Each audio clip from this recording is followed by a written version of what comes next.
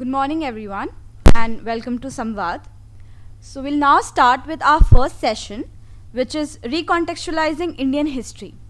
We have with us Mr. J Sai Deepak, who is an engineer turned law firm partner turned arguing counsel.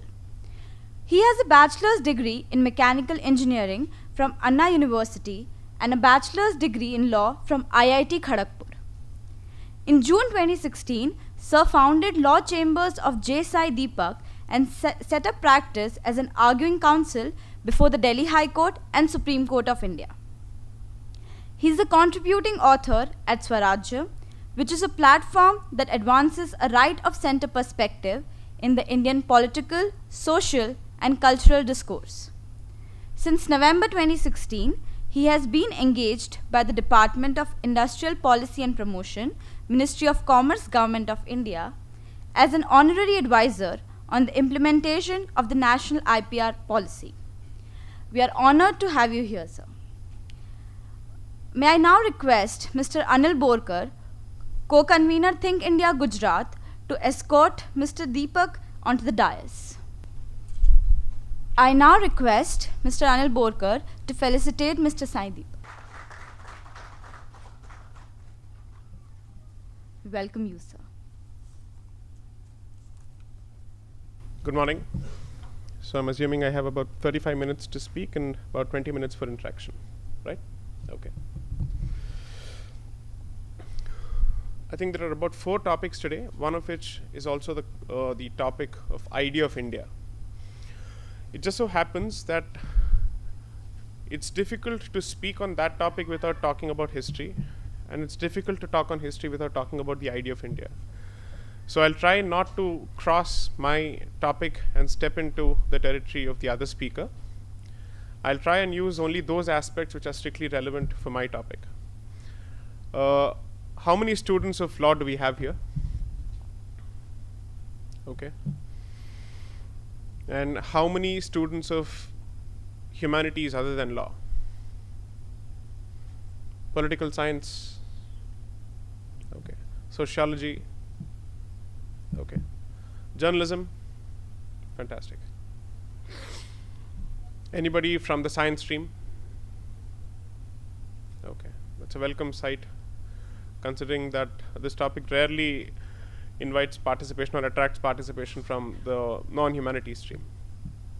I'll just spend a few minutes talking about myself, and this is not meant to be an advertisement as a lawyer. I'm just setting the context of my experience and what is it that I will be speaking on. I'm not a trained historian. I'm just an average student of history. I'm just someone who has a huge passion for the subject. I'm someone who sees a lot of value in reading the subject, in understanding history and its relevance on a day-to-day basis. So it makes sense for someone like me who loves the subject to read about it, to understand its value. But why should everybody read history? What is the point? How does history help you on a day-to-day basis? Can anybody help me understand this? What is the relevance of history at all? Why do you need to read history? How does it help you? Does it help you get a job? I don't think so. I'm not sure. Unless and until you're interested in academia or you're looking at some kind of a policy making role, I don't see what is the point of history. If someone wants to simply look at a subject from a utilitarian standpoint, which is, इससे कितना पैसा बन सकता है? Let's ask that straight, blunt question. History is perhaps the last as far as the list of priorities go. It's either engineering, or it has to be medicine, or you get into the other professions such as law or chartered accountancy. What value does history add? History को अगर आप simple language में कहेंगे, what does it stand for? Please feel free to volunteer with answers. I understand that it's bound to get interactive after the first 35 minutes, but I just want to get a few answers. What is the meaning of history? Why do you need to understand history? History को अगर आप एक शब्द में कहना चाहते हैं, just give me a पर्यायवाची शब्द of history. Give me a synonym of history. इतिहास is translation. वो तो अनुवाद हुआ. Okay. Is it possible for you to crudely equate history with identity? Is it possible to say that history is where you come from, who you are, and how did you arrive at where you are today? Is it possible to make that statement? Right? It's possible. Okay. So I'll give you 3 words. Or rather, let's start with the first 2 words. There is a word called country and there is a word called nation. इन दोनों में कोई अंतर है, फर्क है? है. What is the difference? What is a country? What is a nation? Simple English. Yes, please. Country belongs to just a land. Right, sir. Whereas nation belongs to a people, culture, and everything. Fantastic. This is the simplest and the best possible example or explanation of these 2 words. So, since this happens to be a session that's organized in Dr. Ambedkar's university, one of the finest works of his that I have come across, and I'm still in the process of reading and understanding and digesting, is his beautiful book called Pakistan or the Partition of India. Anybody who has a semblance of interest in these 2 topics, anybody who has a semblance of interest in understanding what were the circumstances in which India was partitioned, what were the questions that people were faced with, please do read this. But apart from talking about the specific issue of Pakistan, the first few chapters are dedicated entirely to understanding 3 things. Dr. Ambedkar discusses 3 aspects. 1, history या इतिहास का महत्व क्या है? 2, country और nation में फर्क क्या है? 3, nation क्या होता है? These 3 questions are beautifully addressed. So, sir mentioned quite a few points about us having to be united, that all of us should forget our identities and we should think of us as Indians first. I don't think that's possible, sir, at least not in this country. For all practical purposes, India may be Bharat Ganarajya, but this is actually United States of India. For all practical purposes, multiple states with their own distinct identities have come together to believe in what is going to be the topic of the next speaker, the idea of India, the idea of Bharatvarsh. But why do they come together in the first place?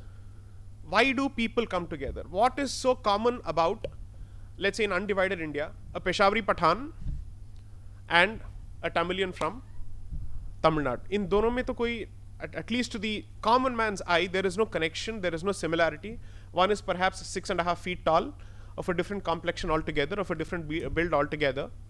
And someone from Tamil Nadu has a very different build altogether, different physical features, different ways of eating, different ways of conducting himself. And yet, there was a time when we thought that all of us belonged to the same nation. So, is nation defined by physical features, language, race, what? So, Dr. Ambedkar comes out with a fantastic point where he cites several sources and he says, a country is a landmass which provides people with a karmbhumi, a field of work for them to act upon and to create their own futures.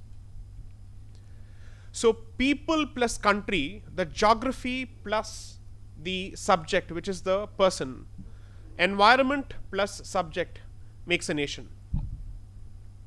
This is important for us to understand. But then the question is, how many people of different thought processes, worldviews, and languages can come together to form a nation? So he answers this in a beautiful way to say, a nation is decided only by 2 things. Past plus present is equal to nation. That means a majority of people should have a shared view of the past and should have at least an overlap of aspirations ki hame aage kahan jana hai. Unless and until both these ingredients are satisfied, you can't call it a nation. So assume for a moment, 50% of the country believes that Alamgir Aurangzeb was a tyrant, was an oppressor. 50% of the country believes, नहीं ये तो हमारे वली हैं,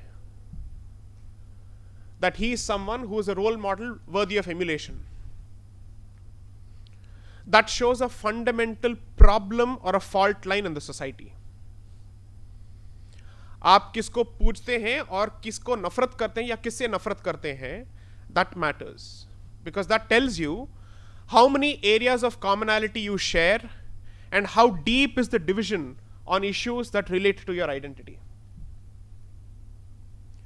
Therefore, unless and until there is a shared view of your past and a shared vision of your future, there is no concept of a nation. There is no concept of a single nation. There is no idea of a single nation. Now, why is history relevant today? For academics and people who love history as a subject, you don't need to give them a specific incentive or a reason to love the subject. They are drawn to the subject. उनको कोई लोभ देने की जरूरत नहीं है, incentive देने की जरूरत नहीं है. लेकिन जिनको हिस्ट्री पसंद नहीं है या उसमें रुचि नहीं है, how are you going to attract them? I'll make it very relevant to you. Right from reservations, right from the two-nation theory, right from the Aryan invasion theory कि भारत के लोग कहाँ के हैं, all these have now become relevant in the discourse of this country in its day-to-day national discourse. Tell me one aspect of Indian politics which is free of identity politics today. Language is an issue, sect is an issue, religion is an issue, caste is an issue, water is an issue, everything is an issue. And it all boils down to identity. If it all boils down to identity, how is it possible that history doesn't find enough traction? History plays a huge role. When people in the 1917 to 1970s were hounded out of Tamil Nadu,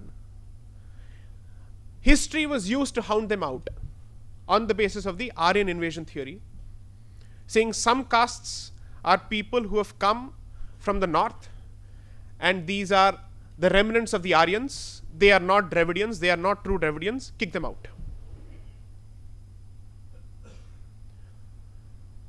When Gujarat was formed, it was previously part of the Bombay Presidency. When Gujarat was carved out of Bombay Presidency, it was based on a certain identity. When Telangana was split for Andhra Pradesh, it is based on a certain identity. It's not economics, it's not always economics. Economics does play a certain role. But beyond that, it is a question of identity. Therefore, as far as I'm concerned, anybody who doesn't know history doesn't know who he comes from or who he is and where he comes from. He doesn't know who he is at all. He is a person who is rootless. He is a person who is deracinated. But some might say, I don't care. History really doesn't affect me. I am someone who's interested in earning my livelihood, having a good life, a good wife, and get out of the place. That's it. I'm not interested in anything else. Sure, fantastic. You can abandon your identity. You have that choice of abandoning your identity, but when you exercise that free will, you realize that it is a decision that only you have taken. But somebody who continues to associate that identity with you will never let go of that. As long as that identity continues to stick to your soul, to your body, he will continue to have a problem with that identity, even if you let go of that identity. You can say, I have a problem with a certain community, or a certain community has a problem with me. I might as well leave this place and go to someplace else. I'll go and settle perhaps in Vancouver or in the United States of America, in the golden pastures of California. Wherever you want to go, you go. But the fact that you are a certain person and you come from a certain background will continue to haunt you unless and until you convert or you change. Therefore, anybody who devalues identity, according to me, has simply not understood the value of history. Let's think of it this way. The Communist Party of China, for all practical purposes, subscribes to the Marxist ideology, and then the next version, which is the Maoist ideology. And therefore, according to them, they believe in the class war. According to them, there is the oppressed and there are the oppressors. This is the only two camps in which the world is divided.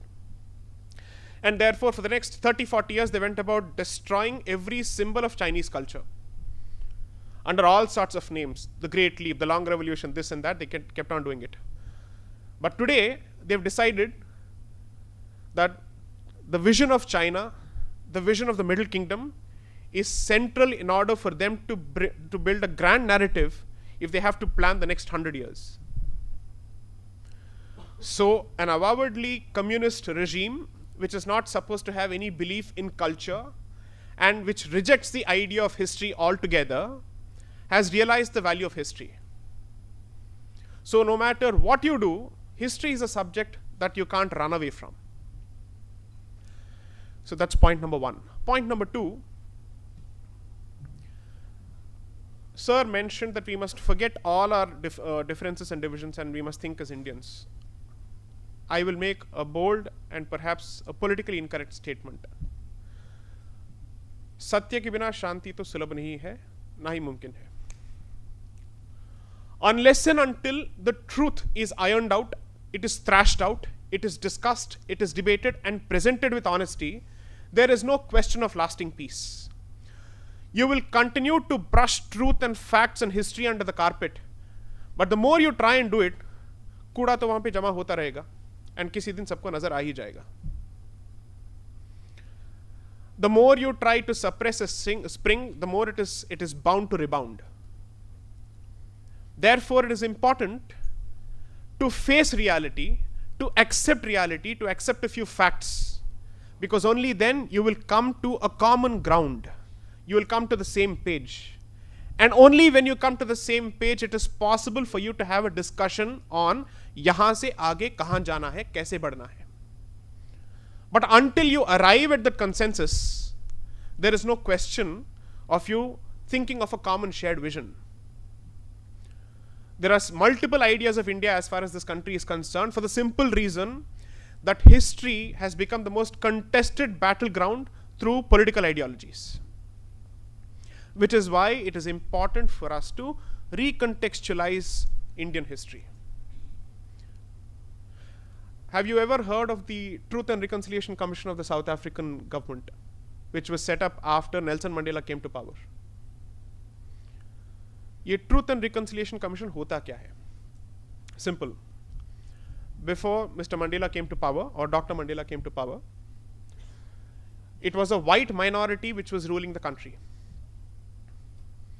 Just like it was in Zimbabwe before Robert Mugabe came to power.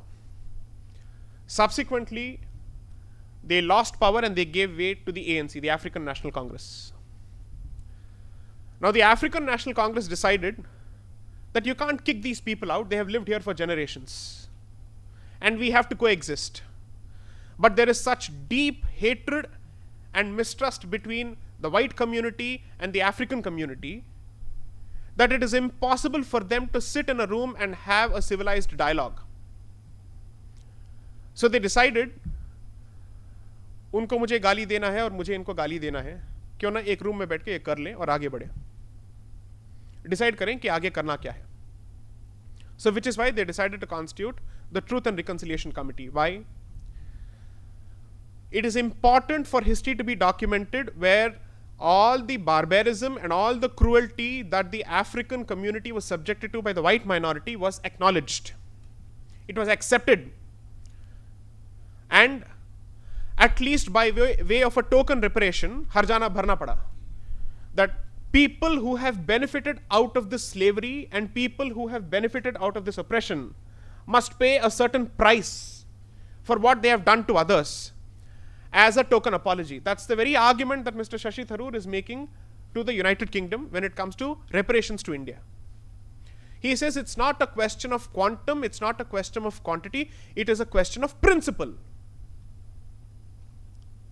So the Truth and Reconciliation Committee is important because then you realize people who have, let's put it in Indian context. Assume that there is a certain community which came part of the invasion horde which came to India 1,000 years ago, let's say in 700 AD when Sindh was invaded for the very first time. Can you hold the son or the grandson or the prapautra responsible for what the grandfather did? It's impossible, you can't hold him responsible. He was not there. He did not play a role. His free will did not play a role. Therefore, you can't hold people who live in the present responsible for the actions of their ancestors. ये बात जो है बहुत जगहों पे लागू होती है, चाहे अब हिंदू कास्ट की बात करें या फिर बाकी कम्युनिटीज की बात करें. It applies both ways. Therefore, if you can't kick these people out, and it is important for us to talk about living together, the only way for us is to agree that you did this to me, this was wrong. The problem as far as India is concerned is truth and reconciliation have never been part of our historical discourse. They have never been part of our history textbooks. They have never been part of our historical curricula, because we have tried to brush under the carpet everything that has happened since 700 AD. We have tried to brush under the carpet the reality because we are scared of it. There could be a good reason. People might say, अगर आप past की इतनी बात करना शुरू करेंगे और आप खोदने लगेंगे कि इतने लोग मारे गए, इतने लोगों का बलात्कार हुआ, इतने लोग बंदी बनाए गए, so many people were made slaves and they were dragged across the Hindu Kush. You say all of these things, it might incite violence. Therefore, perhaps the best thing to do is to brush it on the carpet and behave as if it doesn't exist. In the last 70 years, ever since we decided that perhaps the best way to deal with this situation is create a separate country and establish a separate country, has this proven to be a success? I don't think so. Every few years there's a problem. Every few years allegations are hurled against each other. Every few years we go back to what happened 2000 years ago or 1200 years ago. So to behave as if history is not relevant and has not mattered is stupidity. That is the behavior of an ostrich. Therefore, it is important to recontextualize history. It is important to recontextualize history and take it from the hands of those people who are intent in propagating a defeatist mindset. I'll give this a different twist altogether. If you read history textbooks on a regular basis, all you hear and all you read is, for the last 2000 years or at least 1200 years, India's history has been nothing short of a monstrous defeat after defeat in the face of invasions. That is the only thing that you read. And when a child reads this over and over again from the, let's say, from the 5th standard to the 12th standard or the 10th standard, that means in his formative years, he is being told that he is part of a defeated nation, of a defeated community. And when that happens, it is bound to affect a sense of self-esteem. It reflects in your body language, it reflects in your approach to everything. Nobody wants to be told in this country, despite all these barbaric invasions, despite all the monumental and wholesale destruction and genocide that was meted out to the people native to this country, we are still here. Greek history abhi sirf kitabon mein hai. The original Greek history. Roman history is only in books. You've heard of this place called Constantinople in history. What is it known as today? Istanbul. What is known as the Royal Mosque in Turkey was previously the Hagia Sophia Church. You don't have a trace of African traditions and pagan roots. Has anyone been to Northeast Europe or Northwest Europe, the Baltic states? So I had the opportunity to go to Latvia, Lithuania, and Estonia. Of all the places that I chose for a vacation, I chose these 3 countries, the Baltic countries. For the simple reason that if you go to that place, आपको हिंदी कानों में सुनाई पड़ेगा, संस्कृत आपको सुनाई पड़ेगा, because one of the closest languages to Sanskrit is Lithuanian. One of the closest languages to Indo-European languages or Indo-Aryan languages is Lithuanian. What is the connection? Does it prove that we are all actually the santan of invaders, the Aryans? Or does it prove that लोग यहाँ से बाहर गए थे? Have you read the recent news reports that the light complexion of the European is perhaps the contribution of an Indian who left this place 10,000 years ago? This news report came out 2 days ago. It was an Indian ancestor who contributed to the fair complexion of the Europeans. That is what the new study says. So we are fighting on complexion. We are fighting on who is an Aryan and who is a Dravidian, when there is a decent chance that as opposed to the Aryan invasion theory, you should be looking at out of India theory, that people left this place and went outside. Why is this important? Because people are asking for a Dravidian Nadu today. People are saying that 4 states in the south or 5 states in the south should form a separate country because they form part of the Dravidian language and the Dravidian culture, and they're not part of the larger Indian culture. That is the extent to which history is being used to drive a wedge between people. People who are saying that we may speak different languages, vesh bhusha alag ho sakta hai, everything can be different, but there is a common sutra that ties all of us, are being branded as right-wingers, as fascists, as people who are intent on thopifying one culture on everybody else. And those people who are saying आप सब अलग हो, आप एक दूसरे के साथ बात ही नहीं कर सकते हैं, and people who are giving, let's say, food and water to separatist ideologies are being pushed as people with a liberal bent of mind. So if anybody says that history does not play a role in any of these discussions, I'm sorry, I would genuinely call him a stupid fellow, because he's blind to what is happening right in front of him. How many of you, is anybody here from Andhra, from Telangana? Telangana's Telugu dialect is slightly different from Andhra's Telugu dialect. In fact, it's vastly different. For the simple reason that what you know as Telangana today was under the rule of the Nizam for the longest of time. And the Nizam was a representative of the Mughals in the Dakkan. Dakkan is crudely put Dakshin, which is what has become Dakkan and therefore Deccan. So thanks to that, and Hyderabad at that point of time, if you read, you should read this beautiful book called The Last Nizam, was a melting pot of Yemenis, of Arabs, of Rohilla Pathans, of Turkis, and people from all over the Middle East and the Central Asian countries in that particular place. As a consequence, the Telugu language in that particular part of the country is vastly different from the coastal Andhra areas.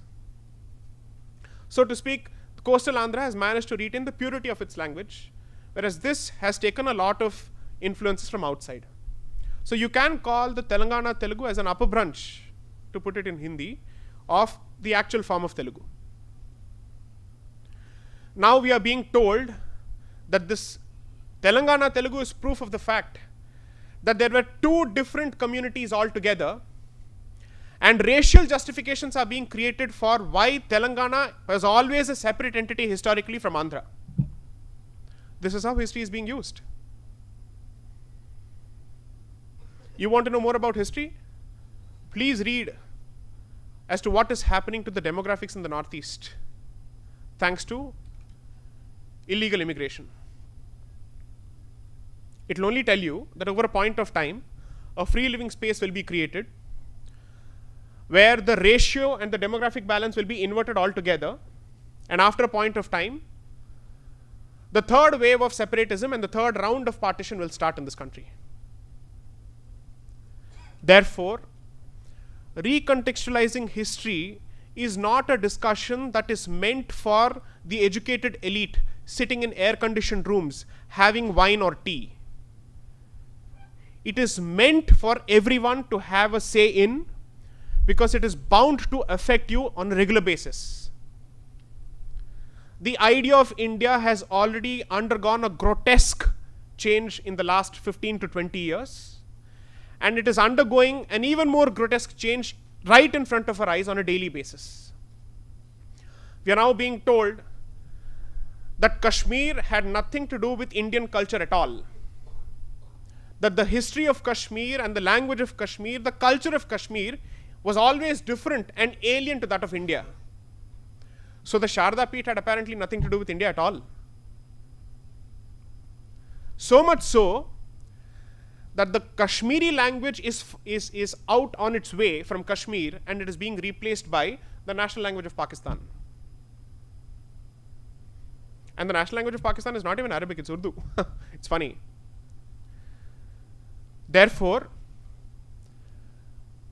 the central message that I am trying to put forth is, kindly do not leave discussions on history only to the scholars, or only to the experts, or only to those who are in the business of influencing news or in creating news. You have a say in it. I don't know of this campus, but if you go to college campuses in Tamil Nadu, or you go to college campuses in West Bengal, history plays an important role in isolation of people, in segregation of people, and in targeting of people based on language, caste, and whatnot. It starts at that level and it will continue to the topmost level. But then, what has happened in the last 4 years, unfortunately, is, and I'll say this bluntly, even if it sounds politically incorrect and makes me an outsider, that history has never figured in the list of priorities of the current dispensation at the center. There is a specific ministry to address it.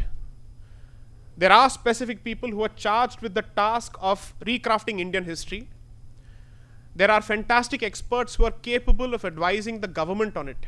But unfortunately, there has been no change in it at all, except for symbolic changes here and there. Sanskrit को कहीं पे introduce कर दिया या कहीं से उसको निकाल दिया. उससे बस that's their contribution as far as history is concerned. If you look at CBSE textbooks start only from 1 CE or 1 AD, which is the first year of the Common Era, or Anno Domini 1, as if India did not have an existence before that. You go to the Incredible India website, the tourism website, it repeats the same nonsense which Westerners have thrust on us, that Aryans from Central Asia came on horseback 2,500 years ago, and they invaded the Indus Valley civilization and the Harappan civilization. And what you know as India today is the product of that rape, that butchery, that savagery, and that invasion. This is the nonsense that's being peddled. And this is being peddled from the official website of the government of India. So if the government of India endorses this kind of untruth and this kind of historical distortion, foreigners are bound to latch onto it. Those who are interested in driving a wedge between Indians will certainly latch onto it. The next thing they'll say is that the Devanagari script is completely different from the script of the South. And since there is no bar on the top, it shows how fundamentally different we are as people.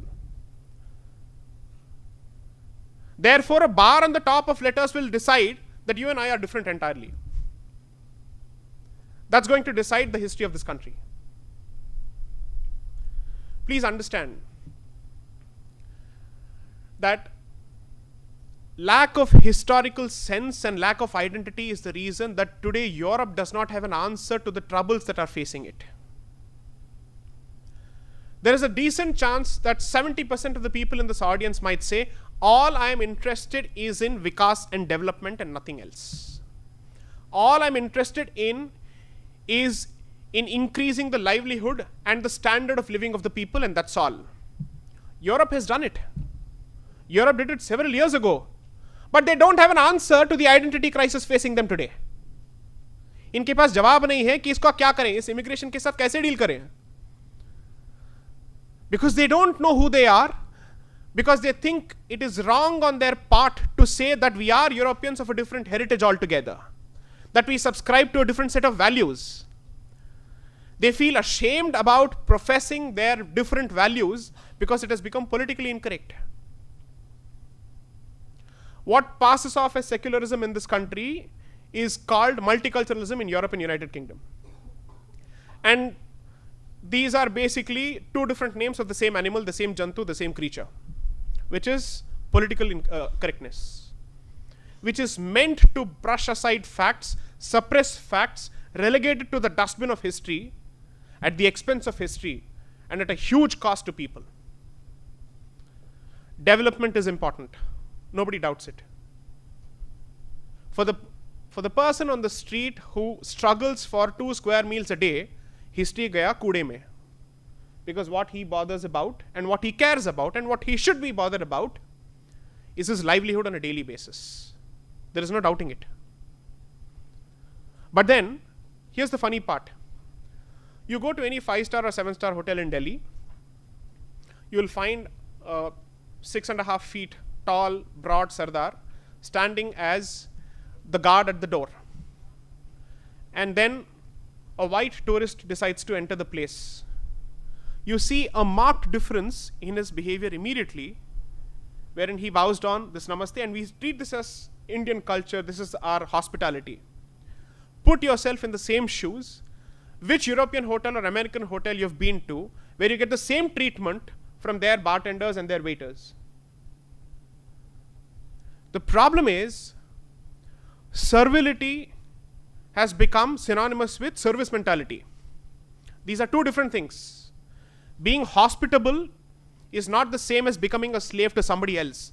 But unfortunately, if you're repeatedly told that for generations together, you have been slaves, you will continue to be slaves, your entire value system is a bunch of humbug and a load of superstition, you're bound to think of yourself as people who deserve to be treated like slaves.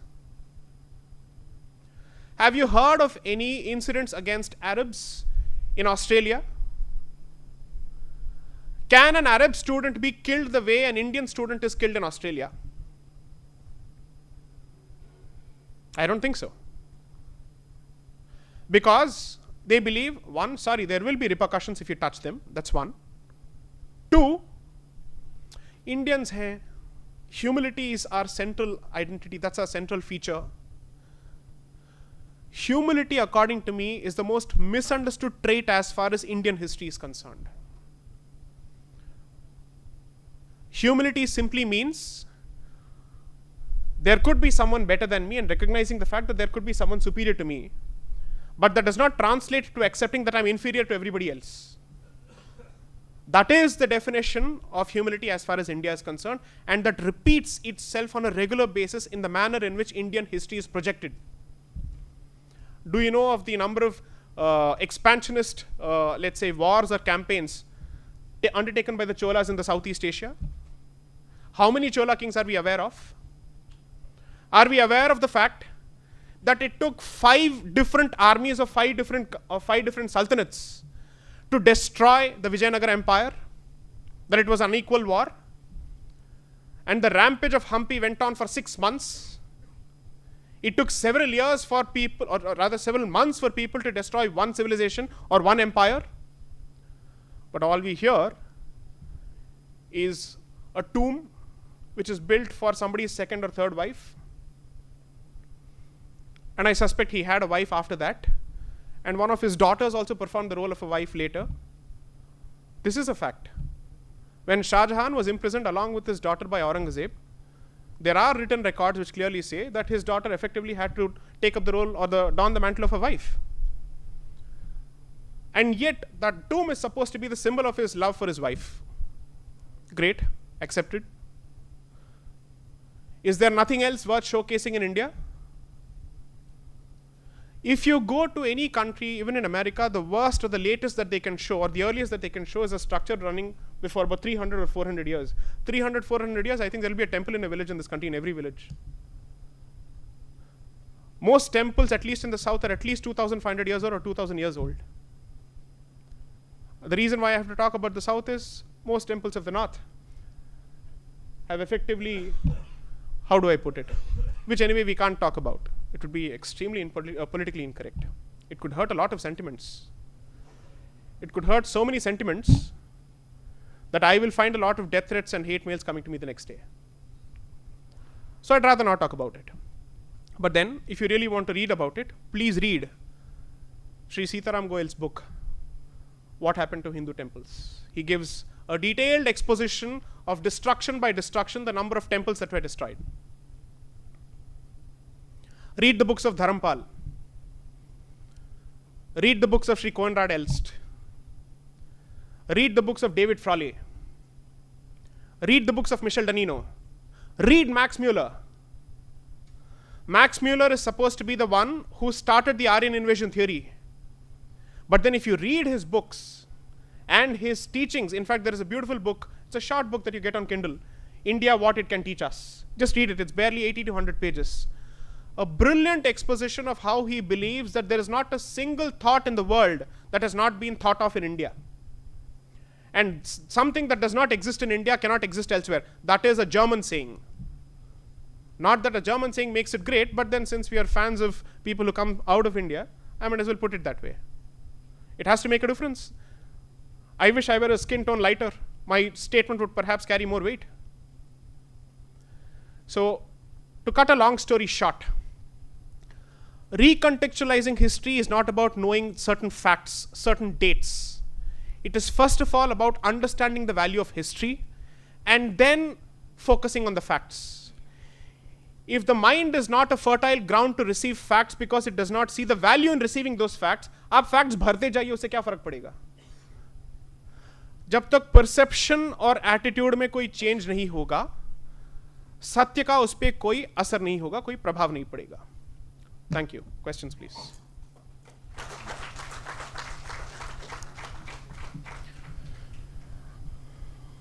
I'll go there.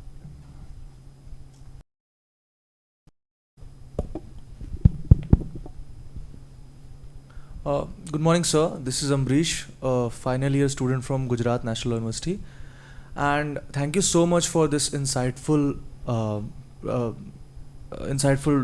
speech that you gave to us. It was very informative for us to hear it out. But, sir, I would like to be the advocate diabolical. I would want to present a different aspect to it.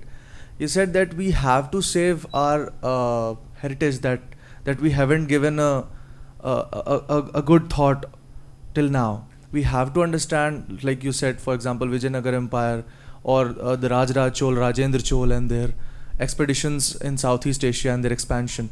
We have to take pride in our heritage. But, sir, my question is that we just cannot go on to, fabricate things. Like there are people who are saying that Taj Mahal was a Shiva temple, or Qutub Minar, when it was built on the rubbles of a series of Jain temples. So what do you have to say about that attitude? That is something which I personally and many Indians, millions of Indians cannot accept at this point of time. Thank you, sir. Fantastic question. There are two levels of answers. Please take your seat. One, those who indulge in this kind of fabrication and who end up making statements like Sanskrit से तो बेहतर language हो ही नहीं सकता है computer programming के लिए. भाई आपने कोई उस पर रिसर्च किया है, कुछ शोधन किया है, आपने इस पर कोई रिसर्च आर्टिकल लिखा है? You cite some random article which was written on a different subject altogether to make these kind of outlandish claims. I'm not saying maybe the statement is entirely wrong. I'm simply saying these statements are made without any kind of basis. And that does grave injustice to people who are actually presenting facts. You're actually harming your own team by kicking a self-goal, by making these kind of statements. When you have facts to support you, why use myth? You don't need the Baisakhi of a myth to present your case when the facts themselves speak for themselves. So what is the Latin phrase for it? Res ipsa loquitur, right? So allow the facts to speak for itself and it will speak louder than your myth. Using some random Shastra calling the Vaimanik Shastra written by Bharadwaj saying that तब हम जानते थे कि पुष्पक विमान कैसे बनता है. Prove that at least.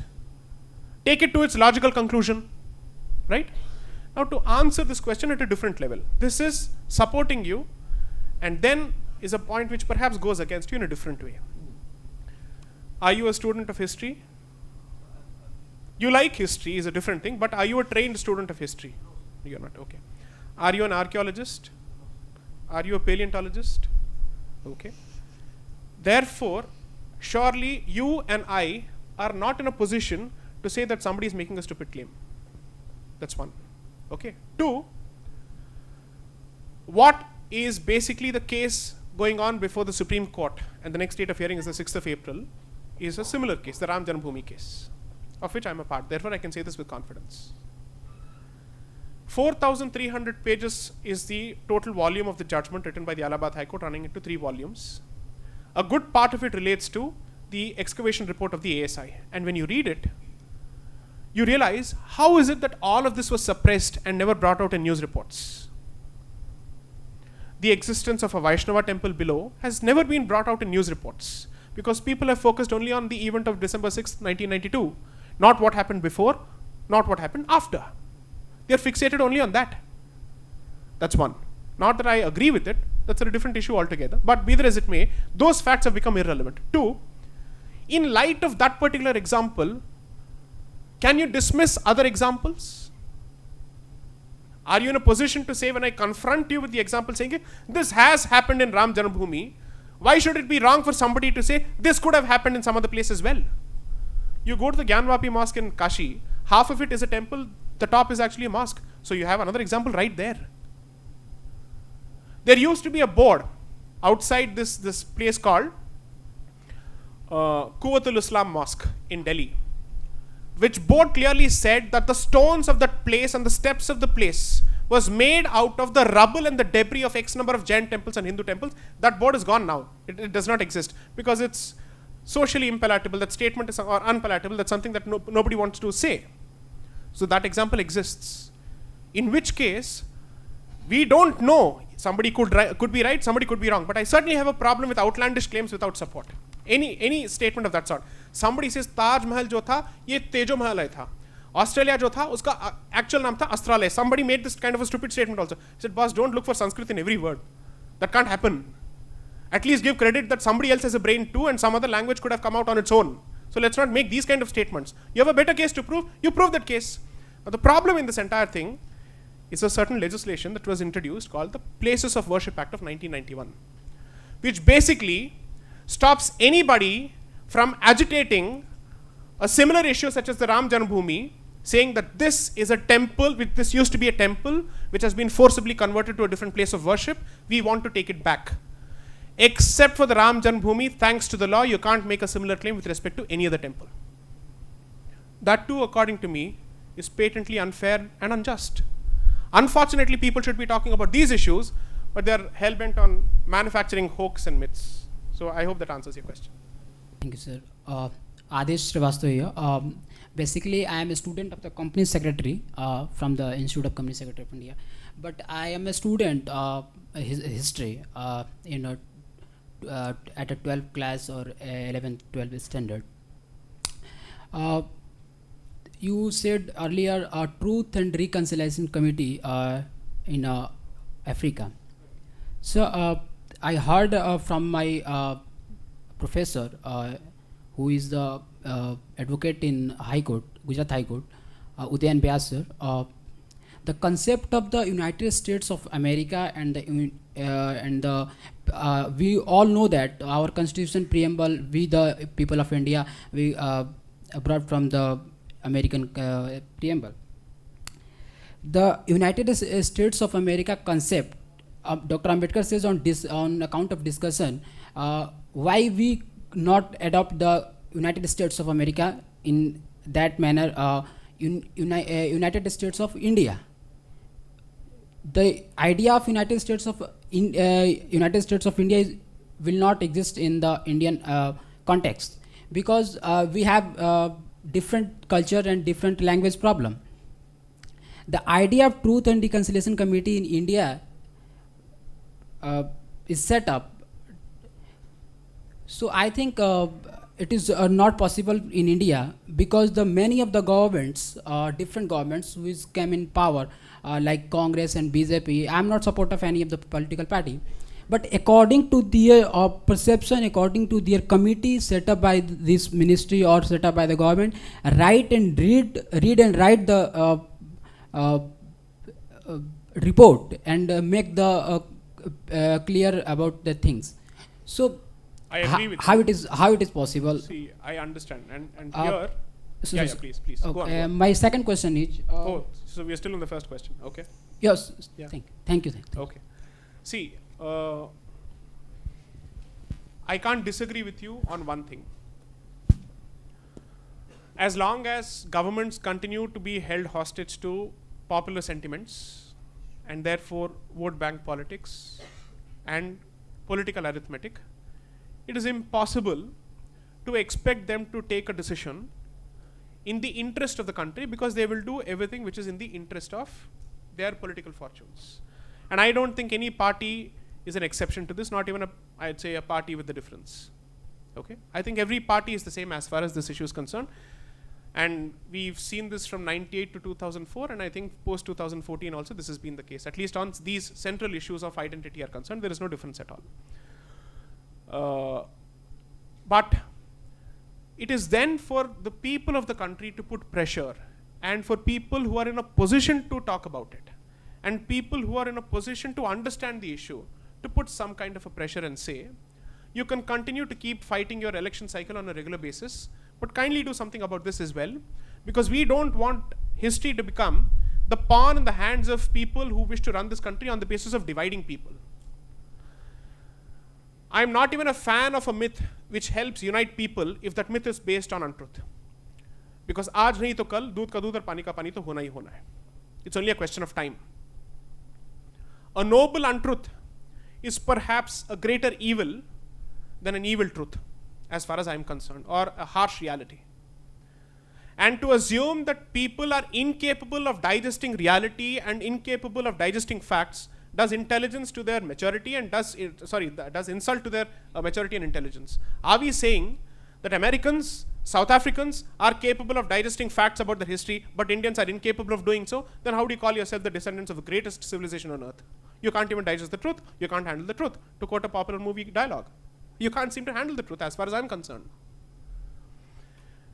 The Virginia assembly, so to speak, of that particular state was supposed to be the launch pad of the Confederacy during the Civil War in America, meaning they were the ones who were supporting slavery, as opposed to the Yankees, the north of America, north of the United States, so to speak. But that Senate goes on to issue a public apology to the African American community for all its acts of slavery and its support of slavery. I would say two things have to happen in India as far as India is concerned when a Truth and Reconciliation Commission comes out. One, people who have committed caste atrocities must at least come out with a token apology for what has happened and say we will not support this in the future. And this can't happen. Second, people who take pride in the atrocious barbarity of their ancestors should say, sorry, we don't support this anymore. We can't treat them like our role models. The one book that I forgot to mention in my entire discussion was, please read a beautiful book by this gentleman called A.L. Priolkar on the Goan Inquisition. You read it, I can't think of a single Inquisition that has happened in Europe which matches the barbarity of this Inquisition. And it's not only Hindus who suffered. Indian Christians, Jews, everybody suffered as a consequence of this Inquisition. How people were burnt on the stakes and how they were hounded out. How temples were destroyed. That's a different history altogether. Goa today has a Portuguese character when you visit the place. But that is the consequence of a forced inquisition and a forced conversion. Those who accept a certain religion by conscience, it's their choice. You can't come in that way. But when it's imposed, then there is a certain problem. And when the fact of imposition is sought to be suppressed, then that gives rise to a different problem altogether. So, politically, let's say tug of war, ye to chalta hi rahega. It is important for us to decide as denizens of the future, is this the kind of history we wish to live with on a regular basis? And do we want history to become a political discussion, or do we want it to become a factual discussion in the interest of retaining the social fabric of this country? I think we have other questions. Yeah. Yes, please. Thank you, Mr. Deepak. This is Bhavin Kothari. It has been an excellent speech. What you have done, it seems to me, is I'm either not a historian or whatever. I'm basically a professor teaching at the Design Institute, and it might have been a misfit here. But the point you have made is, I think the 30 minutes is not enough to kind of summarize whatever that large topic. For longer. Yeah, I do. So, I mean, my suggestion is that what you've essentially done is that you've created interest in that minimum limited 30 minutes. So having done that, and when we know now, we are thankful to Think India to have you on the board here, and then putting you in front of us. How do we follow this kind of work, and you and others in the digital medium, or we even otherwise, whichever way? I think. Okay, now that seems like a response about publicizing myself, and I'm not sure how that's going to come across. The one thing that I can confidently say is there is an organization that a certain like-minded group of individuals started called the Indic Collective Trust, and I am basically the mentor for its legal actions. It has a website, a fully functional website called indiccollective.org. So we do multiple things through that platform. One, we try and use constitutional means and the courts of law to right the wrong and say that this is not how it is supposed to be represented. In addition to that, we also support subject matter experts such as historians, public policy analysts, linguists, anthropologists, and subject matter experts from various fields, including economists, to try and present an Indic perspective, to say that this is something that smells of the soil of this country, that has its roots in the history of this country, in the traditions of this country, without sounding superior, which is to say that humse better to koi ho hi nahi sakta hai. I don't subscribe to the notion that India or Bharat is Mahan in every front or in every scene, but I do believe that there are a lot of things that we can learn from the past. So we try and push these narratives through that. Plus, I have a Twitter handle where I'm fairly regular, where if I don't have too much to contribute, I at least share what others have contributed so that people who follow me can read it, because I can't be an expert on everything. A lawyer tries to be, but he can't be. Yeah. So which is why I started off with a very clear disclaimer before, like they have in a movie, that while it may hurt sentiments, it is not meant to hurt sentiments. It is meant to state a few things boldly. At least in some places you should be able to say the truth, or at least speak your mind freely. Yes. What's that Twitter handle? It's at J Sai Deepak. Okay. And I mean, and just to further to your disclaimers, I mean, you also kept on saying that making politically incorrect whatever, but it didn't felt like that. I mean, So it that's was, perhaps because we are, I'm hazarding a guess, we are all like-minded. You're more like a trained lawyer more than the historian, it seems. Anyway, excellent speech. Thank you so much.